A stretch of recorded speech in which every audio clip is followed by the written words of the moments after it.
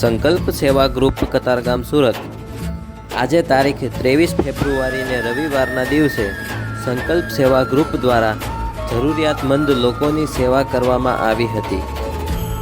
આજની સેવા કાનજીભાઈ શ્યામજીભાઈ પાંડવ તરફથી જરૂરિયાતમંદ લોકોને જમાડવા માટે સંપૂર્ણ રસોઈની સેવા આપવામાં આવી હતી। પાંડવ પરિવારનો ખૂબ ખૂબ આભાર કે જેમણે સેવા કરવાના અવસરનો લાભ લીધો। સેવા કરવા માટે પૈસાની નહીં પરંતુ મન સાફ હોવું જોઈએ। આપ વિડીયોમાં જોઈ શકો છો કે નાના નાના બાળકો તથા તેમના પરિવારજનો આ સેવાનો લાભ લઈ રહ્યા છે।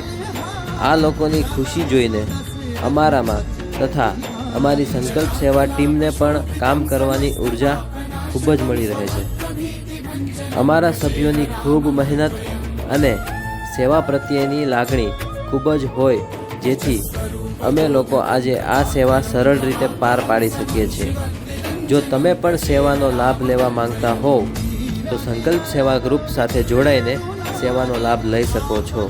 ખૂબ ખૂબ આભાર।